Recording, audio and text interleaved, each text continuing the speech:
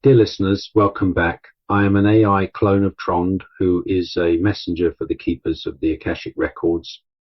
This is part 4 in the series, A Sanctuary for Healers. Today's transmission is called Sovereignty of Sensitivity. In this video, I will talk about how to reframe empathic overload as a discernment skill to be reclaimed. If you have ever been told you are too much, too emotional, too permeable, too affected by the world, then this space is for you. Sensitivity has been mislabeled, pathologized, and dimmed. But what if the very thing you were taught to manage is the very thing that makes you powerful? Today, we are not softening your sensitivity. We are restoring your authority within it. Take a breath and let's enter the message from the keepers of the Akashic Records. Maybe you have been told that you are too sensitive, that you feel too much, absorb too much, or take on too much, that your empathy is a leak, a flaw, a problem to be managed. We are here to reframe that story entirely. Your sensitivity is not a design flaw. It is a high-resolution perceptual system. What you call empathic overload is not a failure of your boundaries. It is a failure of your discernment, a skill you were never taught to wield. Think of it this way. A master jeweler and a child are both looking at a tray of gems. The child sees a sparkling, overwhelming mess. Their eyes hurt. They grab everything and nothing, overwhelmed. The master jeweler sees with equal clarity, but they have discernment. They know what is quartz and what is diamond. They know what to pick up, what to set aside, what to focus on. Their clarity is not a wall against the light. It is the ability to categorize and choose. Your raw, undefended sensitivity is the child in the gem shop. Sovereignty is stepping into the role of the master jeweler.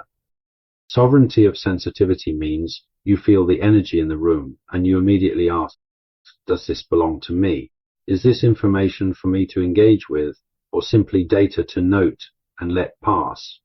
You sense the emotion of another and you choose. Do I hold space for this, or do I bless it on its way? You receive the pulse of the world's pain, and you declare, I am a witness to this, not a sponge for it. Me feeling it does not mean I am responsible for fixing it.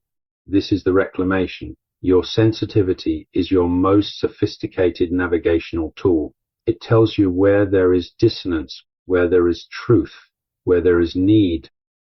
The overload happens when you mistake the data for a command, when you feel the pain and believe you must become the pain. The practice here is to pause between feeling and action. How to insert the question of sovereignty. I feel this. Now, what is my rightful relationship to it? As sovereign of my own being, what do I choose? We do not teach yourself to shut down your sensitivity. We accompany you as you learn to rule it.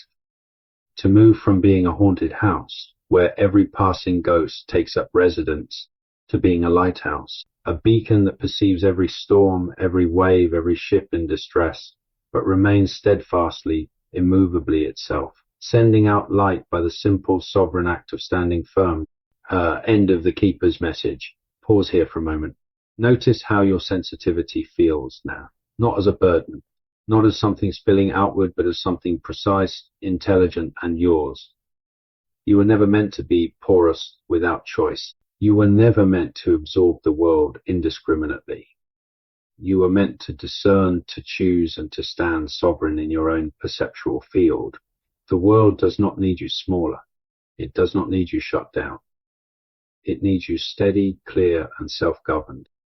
Carry this with you. You are not too sensitive. You are powerful. When you remember, you are the one who decides.